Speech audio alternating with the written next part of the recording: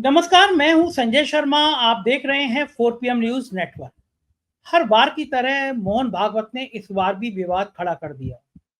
दशहरे के मौके पर इनडायरेक्ट वे में मोदी जी पे कई सारे तीर चला दिए। इजराइल और हमास का जिक्र कर दिया। कहा दुनिया चिंतित है। मैं बड़ा हैरान था कि पापा की परियां जो नोएडा के चैनल में बैठ के कहती थी कि पापा ने बार रुकवा दी रूस और यूक्रेन की, तो वो पापा अब जाके इजराइल के मौके पे इजराइल के युद्ध में कोई बोल नहीं पा रहे हैं। और मोहन भागवत ने इस तरह के कुछ तीर चलाए। तो क्या संजय जोशी का नाम हरियाणा चुनाव के बाद पीछे हट गया है? और केसी वेणुगोपाल पर इस तरह हमले के पीछे क्या गडकरी का हाथ था? क्योंकि गडकरी के करीबी लोग हैं जिन्होंने केसी वेणुगोपाल को बदनाम करने की साजिश रची। खेल क्या था? हरियाणा के रिजल्ट का महाराष्ट्र में क्या असर पड़ेगा? ये सारी बातें जानने के लिए मैं नागपुर के एक सीनियर जर्नलिस्ट राजीव रंजन जी से मैंने बातचीत करी। बहुत योग पत्रकार हैं, एक इंटरनेशनल बिजनेस मैगजीन में काम करते हैं और राजनीति की भी बहुत अच्छी पकड़ रखते हैं। चलते हैं राजीव जी के पास। उससे पहले एक रिक्वेस्ट आपसे, एक बहुत बढ़िया गीत 4 PM म्यूजिक पे आने वाला है। फणीश्वर नाथ रेणु देश दुनिया के जाने माने साहित्यकार हैं। उनकी एक रचना पर बहुत शानदार एक शॉर्ट फिल्म है, बहुत जल्दी रिलीज कर रहे हैं हम लोग। ये उसका पोस्टर देख रहे हैं आप, आपके पास आएगी तो आपको बहुत अच्छा लगेगा। 4 PM म्यूजिक भी आपने अगर सब्सक्राइब नहीं किया है तो इस चैनल की तरह उसे भी सब्सक्राइब करिएगा। चलते हैं राजीव रंजन के पास। 4 PM न्यूज नेटवर्क में स्वागत है आपका राजीव भाई। हर बार दशहरे पे मोहन भागवत जी कुछ ना कुछ ऐसा बोल देते हैं जिसकी गूंज बहुत दूर तक दिखाई दी जाती है। संघ विजयदशमी का पर्व बहुत धूमधाम से मनाता है, हथियार वथियार उठाता है, पूजा करता है और इनडायरेक्ट संदेश देता है। इस बार कुछ ज्यादा ही बड़े संदेश दे दिए। इजराइल और हमास को लेकर संदेश दे दिए कि दुनिया चिंतित है, मोहन भागवत जी ने कह दिया। तो जो नोएडा चैनल की परियां हैं, पापा की परियां, जो कहती थी कि पापा ने बार रुकवा दी रूस और यूक्रेन में, तो पापा के पापा हुए एक तरह के, मतलब अदरवाइज अर्थों में ना ले कोई भी जना, लेकिन संघ तो पिता हुआ बीजेपी को, माता पिता जो आप समझें। तो वो जो बेचारे मोहन भागवत कह रहे हैं कि इजराइल और हमास का संघर्ष क्या रूप ले लेगा, तो क्या इशारा कर रहे हैं कि मोदी जी नहीं रुकवा पा रहे हैं इजराइल हमास को? कहाँ तो वो यूक्रेन का युद्ध रुकवा देते हैं, बीच में भारतीय को निकाल लाते हैं। ऐसी वीर गाथा। ये बात अलग है कि मणिपुर 22 लाख की आबादी वाला राज, वो नहीं संभाल पाते। पापा की परियां उस पर बोलती नहीं है, लेकिन अब परियां इस पर भी नहीं बोल रही पापा की परियां कि इजराइल और हमास के युद्ध में क्या भूमिका है भारत की। मोहन भागवत ने कई सारे संदेश दिए हैं। चूंकि आप नागपुर में हो, आपके सूत्र बहुत सॉलिड रहते हैं। आपका क्या मानना है? देखिए, बहुत बड़ा कटाक्ष है विदेश नीति और जिस तरीके से नरेंद्र मोदी जी पिछले विगत कुछ महीनों से विदेश नीति के जरिए अपना प्रभाव जो है वो दर्शाने का प्रयास कर रहे हैं। जिस तरीके से मेजॉरिटी वोटिंग से नीचे आ गए, सोचिए 2014 में 283 था, 240 सीट पे आ गए। तो इन्होंने जो इंस्ट्रूमेंट, जो फॉरेन पॉलिसी का जो कार्ड पिछले 3-4 महीने से खेल रहे मोदी जी, बार बार अलग अलग राष्ट्रों का भ्रमण कर रहे हैं। इटली हुआ है, रशिया हुआ है, यूक्रेन हुआ है, अमेरिका हुआ है। तो ये जो 4 महीने के अंदर में इतने सारे राष्ट्र जो भ्रमण कर लिए, वो आरएसएस को भी समझ में आ रहा है कि ये देश के ऊपर में डोमेस्टिक चीजों पे ज्यादा ध्यान देने के बदले ये फॉरेन की तरफ और वैश्विक स्तर पे जो है ना अपना आपको स्टेट्समैन बनाने में लगे हुए हैं। तो ये एक तरीके से कटाक्ष है और ये एक सरकार को भी एक संदेश है कि भाई आप जरा जो है इस मसले के बारे में सोचिए और हर तरीके का जो पब्लिक प्रोपेगेंडा में जो लगे थे कि पापा ने वॉर रुकवा दी, आप वाकई में वॉर रुकवाने का कुछ प्रयास करें। आप इस तरीके से जो है सिर्फ प्रोपेगेंडा और पीआर के मशीनरी के बीच में ना झूलते रहें, बल्कि ये पूरा देश जो है वो चिंतित है इस चीज को लेके। और चिंता का कारण ये है, आप एक बात को समझिए संजय जी, भारत जो है वो ऑयल का नेट इंपोर्टर है। इंपोर्ट करते हैं 90% हम अपने रिक्वायरमेंट का इंपोर्ट करते हैं, 88% to be precise. 4.5 million barrel per day हम कंज्यूम करते हैं, यानी लगभग 4 मिलियन बैरल पर डे आ रहा है। तो यदि ये वॉर बढ़ गया तो इससे भारत के बैलेंस शीट पे, देश की बैलेंस शीट पे बहुत बड़ा असर पड़ेगा, महंगाई बढ़ेगी। और आरएसएस ये बखूबी समझ रहा है कि आगे आने वाले कुछ महीनों के अंदर में कई राज्यों में चुनाव है, तो यदि इस स्थिति पे नहीं ध्यान दिया गया, वॉर को किसी तरीके से उसके जो वॉर की तरफ जो जा रहा है उसको रोकने का प्रयास नहीं किया गया, तो ये भारत के लिए ज्यादा चिंता का विषय है। बाहर लोग मरेंगे, हिंसा से मरेंगे, पर भारत में लोग भुखमरी से मर सकते हैं।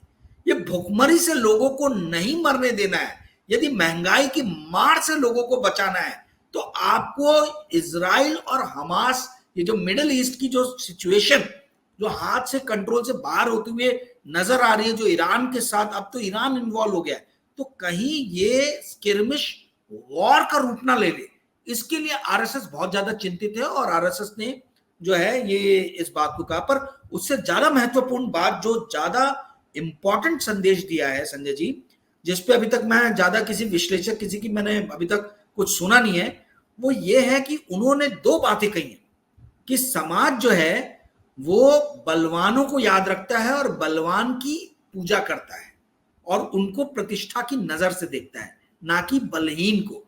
तो आप भले कितने भी नफरत की बाजार में प्यार की दुकान लगा लें, यदि आप बलहीन साबित करेंगे अपने आप को, तो आपको समाज में जो है प्रतिष्ठा नहीं मिलेगी।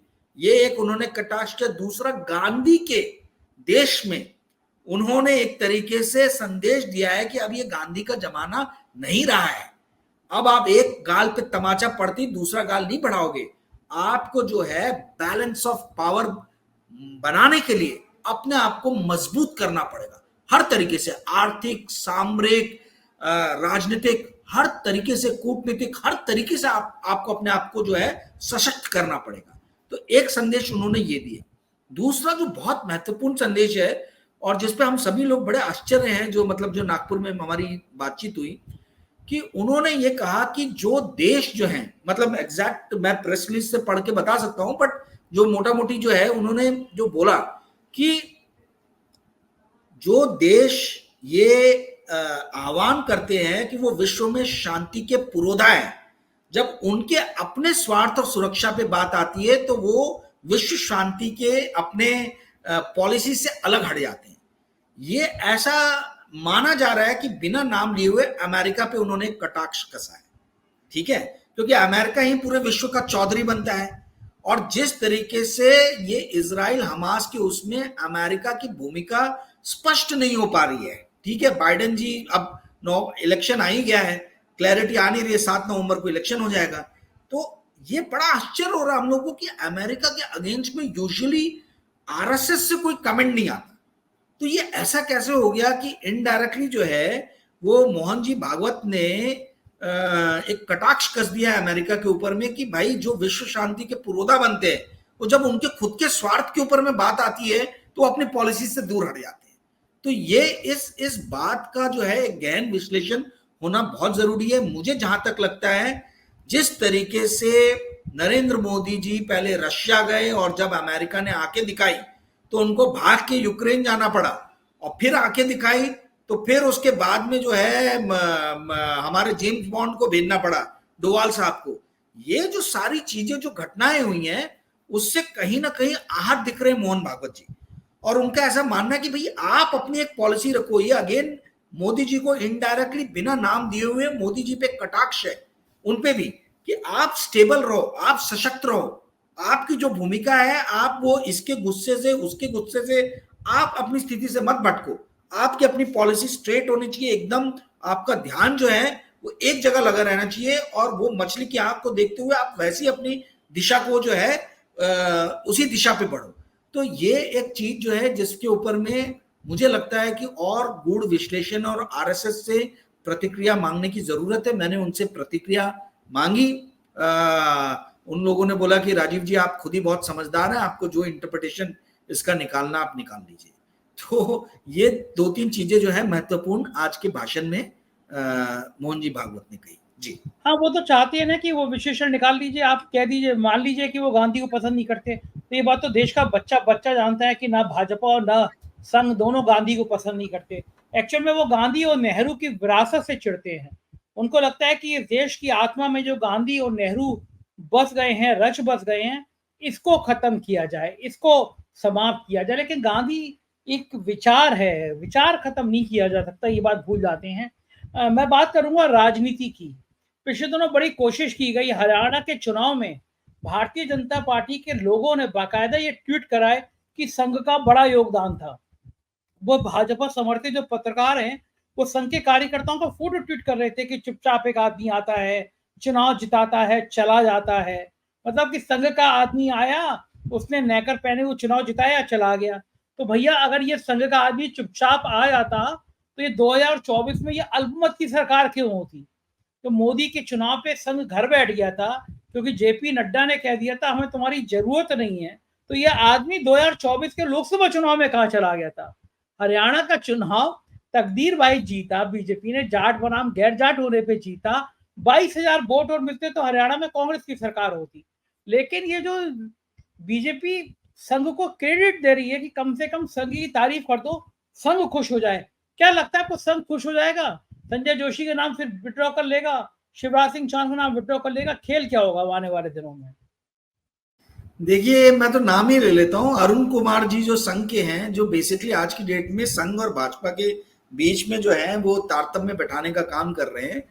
तो ये अरुण कुमार जी को प्रमोट और प्रोजेक्ट करने की कोशिश है और बहुत लोग चाहते हैं भाजपा के अंदर भी कि बीएल संतोष जी का स्थान जो है वो अरुण कुमार जी ले लें। अरुण कुमार जी नरेंद्र मोदी के एकदम आप समझ लीजिए उनके ही सबसे पसंदीदा आदमी है। ये अंदर की बातें आपको मैं बता रहा हूं जो शायद कोई टेलीविजन चैनल और कहीं पे भी आपको ये सुनने को मिलेगा नहीं।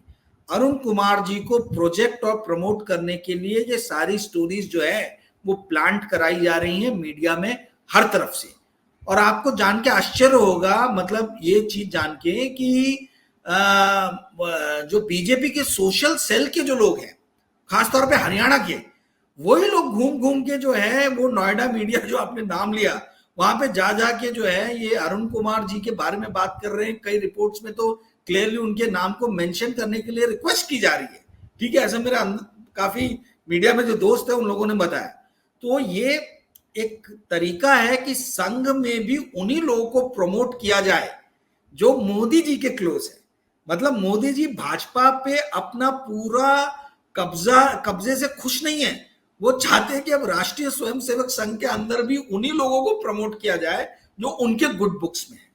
तो ये एक उसका मतलब मेरी रीडिंग थोड़ी सी अलग है। जो आपने प्रश्न किया कि क्या संघ खुश होगा, सवाल वो नहीं है। सवाल ये है कि भाई संघ में आप किसको प्रमोट करने की कोशिश कर रहे हो? वो कौन व्यक्ति है जिसके बारे में आप जाके हर मीडिया चैनल्स में और हर न्यूज़पेपर में रिक्वेस्ट कर रहे हो कि आप इनके नाम को जो है मुख्य तरीके से जो है इनको छापिए। इसका मतलब है कि इंटरनल पॉलिटिक्स अब बीजेपी से अलग हटके ये आरएसएस में शिफ्ट करने की कोशिश कर रहे हैं और आरएसएस के अंदर उन कुछ लोगों को बढ़ावा देने का प्रयास कर रहे हैं जो नरेंद्र मोदी और अमित शाह जी के क्लोज हैं। जी संजय जी। तो ये अगर ये आगे रहेगा, ये रणनीति रहेगी, तो क्या रणनीति कामयाब हो जाएगी? मतलब बीएल संतोष की जगह क्या अरुण कुमार आ सकते हैं? और फिर क्या होगा संजय जोशी की राजनीति का? संजय जोशी के नेपथ्य में चले जाएंगे?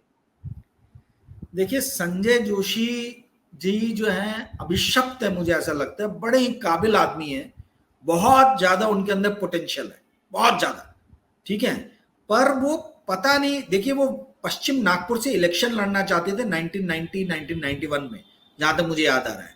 पश्चिम नागपुर से उनको टिकट नहीं मिला था। उस टाइम में विनोद गुदड़े पाटिल को दे दिया गया था और वो विनोद गुदड़े पाटिल पहले कांग्रेस के बीजेपी के नेता थे जिन्होंने बीजेपी के लिए पश्चिम नागपुर की सीट जीती थी। नहीं तो हमेशा से कांग्रेस का बैस्टियन था।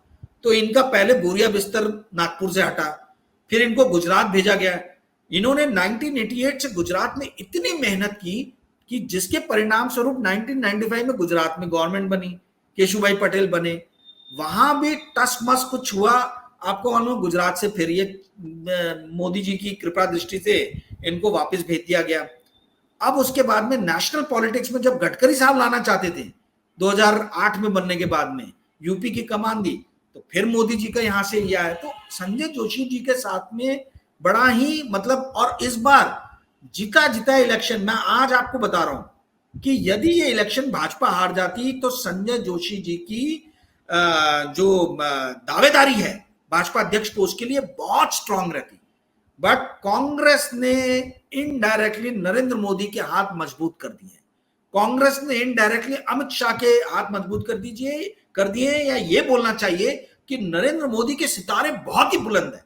जब जब वो दिखता है कि नीचे जाने वाले हैं, उनको कहीं ना कहीं से डेस्टिनी से ऐसा सपोर्ट मिल जाता है। और मैंने जैसा पिछले इंटरव्यू में कहा था कि कांग्रेस सेल्फ गोल करने में माहिर है। कांग्रेस ये इलेक्शन जीत रही है, पर मेरे को यही सी बात का डर है कि ये कहीं सेल्फ गोल ना कर दे। और एग्जैक्टली वही हुआ।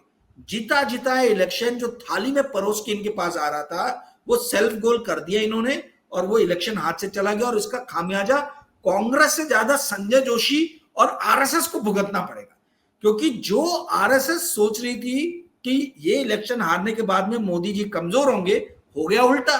इलेक्शन बीजेपी जीत गई है, और अब जो है ना केवल कांग्रेस हाशिए पे चली गई है हरियाणा में, बल्कि आप ये समझिए कि आरएसएस भी जो सोच रहा था, उस सोच में कहीं ना कहीं दरार आई है। अब आपने जो एक और बात पूछी कि भाई, एक सेकंड मैं इसी बात पे आता हूँ। आपने कहा संजय जोशी बहुत काबिल है, लेकिन बेचारों के सितारे गड़बड़ है। मैं उनसे भी एक काबिल व्यक्ति का नाम आपके सामने लेता हूँ। मतलब मैं मानूंगा कि मैंने जिंदगी में बहुत योग्य लोग देखे, उसमें एक वो व्यक्ति था। मैंने बड़ा संपर्क में रहा है उस व्यक्ति की, उसकी योग्यता मैंने देखी है। नाम था गोविंदाचार्य। कितना कितना योग्य व्यक्ति था, कितना काबिल था। उसको अगर पूछो कि 7 साल पहले बिहार में भुखमरी हुई थी, मैं उदाहरण के तौर पे दे रहा हूँ, कितने लोग मरे, उसको टिप्स से होता था। मतलब क्या नॉलेज थी उस आदमी की। कहाँ है गोविंदाचार्य? पिछले हफ्ते ये नागपुर आए थे संजय जी, आपको बताना चाहूंगा। और इनके एक समर्थक ने मुझे कांटेक्ट भी किया था कि क्या आप मिलना चाहेंगे, पर मैं अपने मैगजीन के काम से बाहर गया हुआ था, नागपुर में था नहीं मैं। तो मैंने बोला कि भाई 2 दिन बाद मैं आ रहा हूं। तो उन्होंने बोला नहीं, वो तो सिर्फ 12 घंटे का ही उनका प्रवास है नागपुर में, उसके बाद वो चले जाएंगे। तो he is very much active. Govindacharya जो है वो ऐसा नहीं है कि एक्टिव नहीं है, वो एक्टिव है बहुत ज्यादा। पर वो पर्दे के पीछे, जैसे संजय जोशी पर्दे के पीछे से काम कर रहे हैं, वैसे गोविंदाचार्य भी अभी काम कर रहे हैं। परंतु आप ये सही बोल रहे हो कि ये सारे लोग हाशिए पे धकेल दिए गए। ये सारे लोग जो हैं, अब ये पृष्ठभूमि, मतलब अब इनका जो यूटिलिटी है पार्टी के लिए, वो रह नहीं गया। अब ये अपनी मर्जी से जो भी कर रहे हैं वो कर रहे हैं। और जिस तरीके से हरियाणा का इलेक्शन ने पूरी की पूरी भारत की राजनीति को एक थोड़ा सा टेक्टोनिक शिफ्ट जो दिया है, वो आगे आने वाले दिनों में आपको समझ में भी आएगा, जो जिस तरीके से अनाउंसमेंट होगी। एक बात को आप समझिए कि हरियाणा के इलेक्शन का असर बहुत कुछ जो है कांग्रेस के लीडर्स या इंडिया अलायंस के लीडर्स का महाराष्ट्र के जो लीडर्स हैं उन पर बहुत बड़ा असर पड़ा है। पर वो मैं आपके अगले प्रश्न के जवाब में दूंगा। परंतु मूलभूत मेरा कहना ये, देखिए संजय जी, एक चीज को समझिए आप, ये मेरे प्यारे 4 PM के दर्शकों, आप लोगों ने भी एनालिसिस को ये सुना नहीं होगा, ये ध्यान से सुनिए। कैसा है हरियाणा के इलेक्शन में, जैसे मैंने पिछले इंटरव्यू में बताया था कि पर्ची खर्ची का जो मामला है वो बहुत ज्यादा स्ट्रांग मामला था। नीरज शर्मा जो फरीदाबाद NIT से कांग्रेस के प्रत्याशी थे, उन्होंने ये बोला कि हुड्डा जी 2 लाख नौकरियां देने वाले हैं, जिसमें से 2000 मेरे कोटे में है।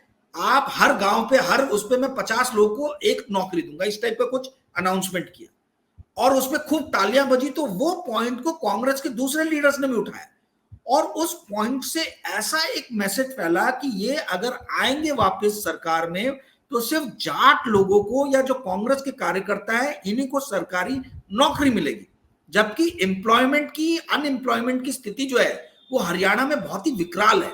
जब लोगों ने ये देखा कि भाई सरकारी नौकरियां हमारे हाथ से जा सकती हैं, तब जाके लास्ट के 1 हफ्ते में लामबंद हुए। तो कांग्रेस ने सबसे बड़ी गलती तो ये की कि जब इस तरीके के उलझुल स्टेटमेंट्स दिए जा रहे थे, उसी टाइम में इनको फुल स्टॉप लगाना था। उनको बोलना था कि मेरिट के बेसिस पे, टैलेंट के बेसिस पे गवर्नमेंट जॉब मिलती है, ना कि किसी इंडोर्समेंट पे मिलती है। और इतना बड़ा गलती कर दिया। सुरेंद्र सिंह राजपूत आए हरियाणा में, उनसे ये सवाल पूछा गया, उन्होंने भी बोल दिया कि भाई कोई अगर इंडोर्समेंट करता है तो उसमें बुराई क्या है। ये देखिए, ये जब आप लूज स्टेटमेंट्स देते हो, जब आप चीजों के रिपरकशंस को नहीं समझते हो, तो उसके बड़े ही विकराल परिणाम होते हैं। तो एक तो बहुत बड़ी गलती हुई। दूसरी संजय जी, एक चीज समझने वाली बात है कि अब जनता जो है वो कमलनाथ, दिग्विजय सिंह, गहलोत, भूपेंद्र सिंह बघेल, ये बड़े बड़े नेताओं के चेहरे देके वोट नहीं दे रही है। ठीक है, हुड्डा, ये जो शुरू से जो एक प्रोजेक्ट किया गया कि हुड्डा साहब चीफ मिनिस्टर बनेंगे और इनको, इनके हाथ को आप मजबूत कीजिए, सशक्त कीजिए। अब वो समय गया। अब बड़े लीडर्स के नाम के ऊपर में आपको वोट नहीं मिलता, उल्टा उस बड़े लीडर्स के आजू बाजू जो है लोग खड़े हो जाते हैं, एंटी इनकम्बेंसी उन बड़े लीडर्स के अगेंस्ट चले जाती है। ये कांग्रेस को सीखना चाहिए था। जब ये कमलनाथ और दिग्विजय सिंह और ये सब नाम जब प्रोजेक्ट कर रहे थे एमपी के इलेक्शन में, या छत्तीसगढ़ में बघेल साहब, या वहां पर पायलट जी और इनके, तभी इनको समझना चाहिए था कि हमको वोट्स नहीं मिल रहे। इसका रीजन क्या है? कांग्रेस की स्ट्रैटेजीज में बहुत भारी भारी कांग्रेस गलतियां कर रही है। मुझे नहीं समझ में आ रहा क्यों गलतियां कर रही है। और एक सबसे बड़ी बात जो कोई भी एनालिस्ट को मैंने बोलते हुए सुना नहीं है, पर ये बहुत ही ज्यादा इस चीज का असर है, लेटेंट जो है ना, जमीनी स्तर पे इसका बहुत ज्यादा असर है। और यहां तक कि कॉर्पोरेट इंडिया में भी मैंने इस बात को सुना है, कई लोगों ने बोला है। लोगों का यह मानना है कि कांग्रेस जो है इसके ऊपर में सांबर माफिया का कब्जा हो गया। अब ये सांबर माफिया क्या है? जब एक बहुत बड़े बिजनेसमैन से मैंने पूछा कि भैया आप ये ऐसा क्यों बोल रहे हो, क्या मतलब है इसका, तो उन्होंने कहा देखिए, पार्टी के राष्ट्रीय अध्यक्ष जो हैं वो है दक्षिण भारत से, पार्टी के चीफ स्पोक पर्सन जो है जयराम रमेश वो हैं दक्षिण भारत से, पार्टी के मैनिफेस्टो के जो अध्यक्ष हैं वो आते हैं चिदम्बरम जी, जो थिंक टैंक हेड है, वो आते हैं आपके दक्षिण भारत से, जो उनके डिप्टी हैं वो आते हैं दक्षिण भारत से।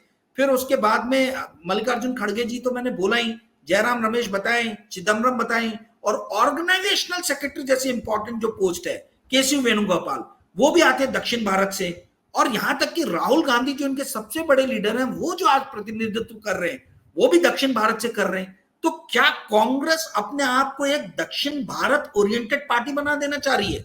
ये सबसे बड़ा स्ट्रैटेजिक का फ्लॉ है। और ये मुझे समझ में नहीं आ रहा कि क्यों नहीं कोई इस बात को उठा रहा है।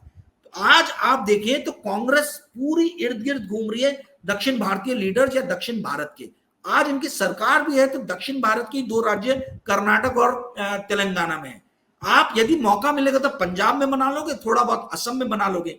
तो जो पहले एक नेशनल पार्टी थी, आज वो एक दक्षिण भारत ओरिएंटेड पार्टी, एक फ्रिंज पार्टी में कन्वर्ट हो गई है।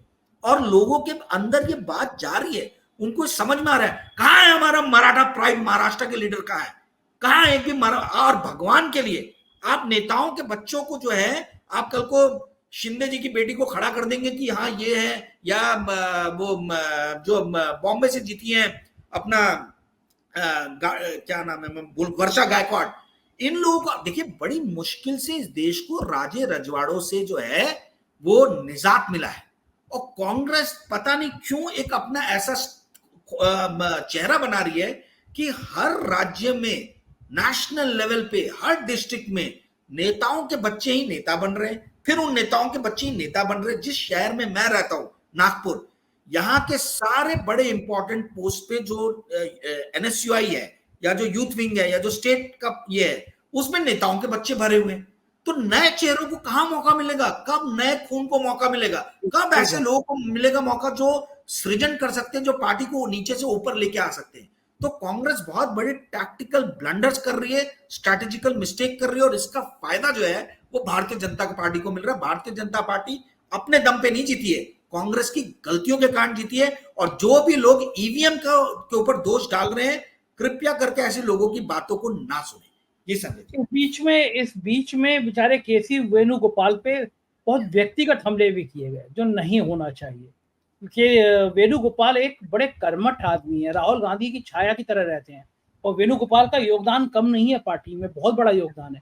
उस आदमी ने संगठन के स्तर पर एक दिन में अपनी सीट छोड़ दी थी, इशारा हुआ लेकिन सीट छोड़ दी थी। ये जो वेणुगोपाल, लोग तो यहाँ तक कह रहे हैं कि एक साहब जिन्होंने हमला किया वो गडकरी जी के बड़े करीबी हैं, पूरा दिल्ली जानता है, आपके नागपुर से गडकरी जी आते आते हैं। क्या वेणुगोपाल जी पे ये हमला एक साजिश थी?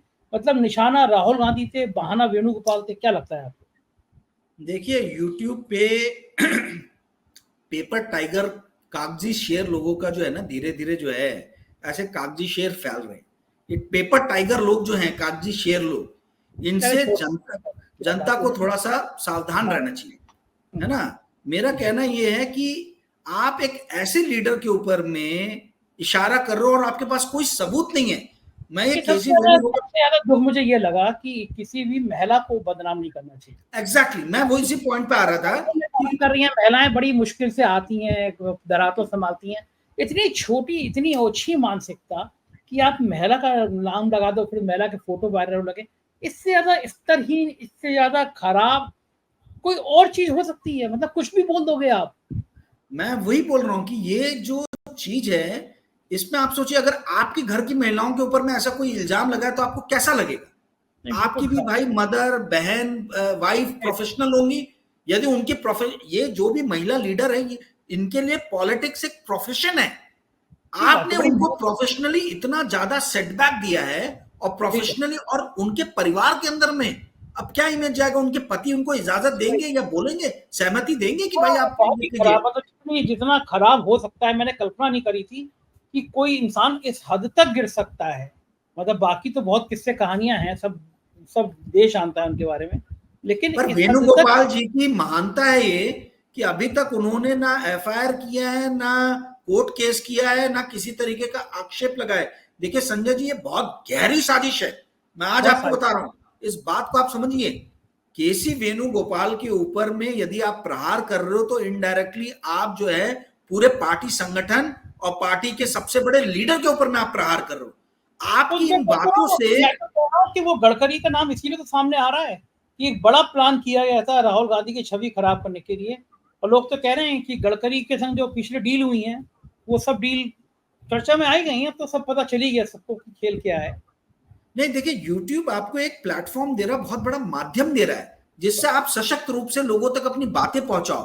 पर जब आपकी वोकैबुलरी चेंज हो जाए कि ये नीच है, ये दलाल है, ये अब तो मतलब व्यभिचारी और अय्याश, इस टाइप के जब आप शब्द इस्तेमाल करो, तो आप गरिमा ना केवल अपनी गिरा रहे हो, अपने श्रोताओं की गरिमा गिरा रहे हो, बल्कि जो प्लेटफॉर्म आपको इंपावर कर रहा है, आप उसको भी गोदी मीडिया की तरफ धकेल रहे हो इस तरीके की वोकैबुलरी यूज करके। तो कहने वाली बात यह है कि हमारे पास में जिन चीजों के सबूत ना हो, उन चीजों पे पहली बात तो बोलना नहीं चाहिए। दूसरी बात, यदि आप किसी महिला के बारे में बोल रहे हो तो आपको बहुत सजग रहना चाहिए, क्योंकि आप उसके प्रोफेशनल करियर के ऊपर में ना केवल एक बहुत बड़ा कुटराघात कर रहे हो, बल्कि उसकी फैमिली लाइफ को भी आप इंपैक्ट कर रहे हो। आप अपने घर की महिलाओं के बारे में ये सब सुन सकते हो क्या, जो आप दूसरों के कभी घर की महिलाओं के लिए बोल रहे हो? तो इस तरीके की बातों से बचना चाहिए। और आपके पास कोई सबूत नहीं है, आप सही है। एनालिसिस असली दूसरी तरीके से भी कर सकते हो, पर किसी के चरित्र पे हमला करके, किसी के ऊपर में चारित्रिक दोष लगा के आप उसकी फैमिली लाइफ को डिस्ट्रॉय करने जा रहे हो। इस चीज से बचना चाहिए। बाकी तो सब समझदार हैं, इसका जो समझेंगे इसका हर जो देश जो को जानता बोएंगे है, वो वो सबकी काटेंगे। असलियत जानता है। वो एक दो लाइनें बड़ी अच्छी हैं, बद ने बद और भले ने भला जाना मुझे, हर किसी ने अपने ही रुतबे से पहचाना मुझे। कौन क्या है ये समाज जानता है, सबको जानता है, हमें क्या कह रहा। हमने तब कभी भी इस तरह के विवादों में पड़ते नहीं है, किसी भाषा की शालीनता के नीचे जाते नहीं है। जिनको जो कर रहे हैं उनको मुबारक, हमें खराब लगा, महिला का अपमान नहीं होना चाहिए। आखिरी सवाल, हरियाणा के चुनाव का क्या महाराष्ट्र पे कुछ असर पड़ेगा? बहुत ही बढ़िया सवाल पूछा है, I am glad, I am happy कि आपने मुझसे ये सवाल पूछा। संजय जी देखिए, ऐसा है कि असर तो बिल्कुल पड़ेगा और पड़ ही रहा है। कोई मतलब सेना जो युद्ध में जाने वाली है वो ये नहीं कहेगी कि हमारा मोरल डाउन है, पर मोरल तो डाउन हुआ ही है। कारण ये है कि हरियाणा का इलेक्शन जीतेंगे, ये ऑलमोस्ट महाराष्ट्र में सब मान के बैठे थे कि हम हरियाणा का इलेक्शन जीतेंगे। हरियाणा ने बहुत बुरी तरीके से डिसअपॉइंट किया है महाराष्ट्र के कांग्रेस लीडर्स को। अब जो सीट शेयरिंग के बातचीत में जो एक अपर हैंड कांग्रेस का बन रहा था, उसको एक बहुत बड़ा डेंट पहुंचेगा, पहली चीज। दूसरी चीज, जो आपने पिछला सवाल जो पूछा था कि वेणुगोपाल पे क्यों हमला किया गया है, ये मैं जो साजिश बताना चाह रहा था, ये उसका एक पार्ट है कि महाराष्ट्र के टिकट वितरण के अंदर में जो है, कुछ लोग और कुछ पत्रकार और कुछ कागजी शेर लोग जो हैं, ये चाहते हैं कि भाई कहीं किसी तरीके से वो उसको इन्फ्लुएंस करें। ये बहुत बड़ी साजिश है और इसको लोग लार्जर। अजय शुक्ला जो हैं उन्होंने आज खुलासा भी किया कि ये साहब जो हैं हरियाणा में भी टिकट के कुछ खेल कर दिए थे, टिकट मिला नहीं तो बौखला गए थे। और महाराष्ट्र में तो आप जानते हैं क्या क्या कारगुजारियां सब देश जानता है। तो यहाँ पे पत्रकार भी टिकट दिलाने के लिए बयाना ले लेते हैं, भाई गजब है। मैं वही आपको बता रहा हूं कि ये लार्जर, ये हरियाणा के ऊपर इशारा नहीं था, ये आने वाले महाराष्ट्र इलेक्शन में कैसे अपनी एंट्री की जाए, उसका उसका एक ये था। और दूसरा ये है, आप ये चीज को समझिए ये बिना कांग्रेस के अंदर से किसी के बढ़ावा दिए हुए इस तरीके के स्टेटमेंट नहीं आते, ठीक है। तो कांग्रेस को अपने अंदर भी इंक्वायरी और अपने अंदर भी सोचने की जरूरत है कि भाई इस तरीके के स्टेटमेंट बाहर क्यों आ रहे हैं, और वो भी सोशल मीडिया पे क्यों आ रहे हैं। जो सोशल मीडिया देखने वाले लोग हैं, ये उनका काम बनता है कि वो इसके ऊपर ना सफाई दे, और वो स्ट्रांगली सफाई दे, स्ट्रांगली आके इस चीज को ऑब्जेक्ट करें। बट सोशल मीडिया हैंडल करने वाले जो कांग्रेस के नेता या नेत्री जो भी हैं, मेरे को इस तरीके से कोई बहुत स्ट्रांग स्टेटमेंट हर अलग अलग प्लेटफॉर्म पे जाके देते हुए तो मुझे अभी तक नजर नहीं आया। अब आपके सवाल पे आते हैं।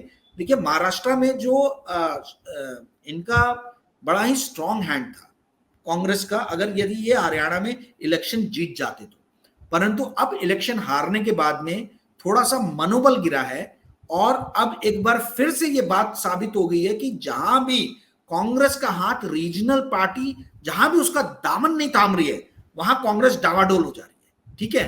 तो यहां रीजनल पार्टी शरद पवार जी की और उद्धव ठाकरे जी की शिवसेना, इनकी बातों को अब कांग्रेस के रीजनल लीडर जो अभी तक थोड़ा तैश दिखाते थे, इनको चुपचाप मुंह पे उंगली रख के इनकी बातें सुननी पड़ेगी। और जो 120 सीटों पे लड़ने का ये जो दावा कर रहे थे, वो 120 तो अब नहीं, कोई हाल में नहीं मिलने वाली है, वो सीट कम होगी। कांग्रेस को अब आत्ममंथन करने की जरूरत है कि हमको ग्रास रूट लेवल पे कैसे अपने आप को स्ट्रांग करना है। देखिए, सिर्फ एंटी इनकम्बेंसी वेव पे नहीं आप जीत सकते हो, या सिर्फ बैठ के जो है नरेंद्र मोदी की पॉलिसीज को आप क्रिटिसाइज करके नहीं जीत सकते हो। ग्रास रूट लेवल पे आपका प्रेजेंस होना चाहिए। मैंने आपको बताया था इंटरव्यू में, लास्ट इंटरव्यू में, कि हरियाणा में जो कांग्रेस की सबसे बड़ी कमजोरी है वो ये है कि डिस्ट्रिक्ट लेवल पे उनके कोई प्रेसिडेंट ही नहीं थे। डिस्ट्रिक्ट लेवल पे पार्टी थी नहीं, पूरी पार्टी जो है वो फ्रेंचाइजी बेसिस पे हुड्डा जी को दे दी गई थी।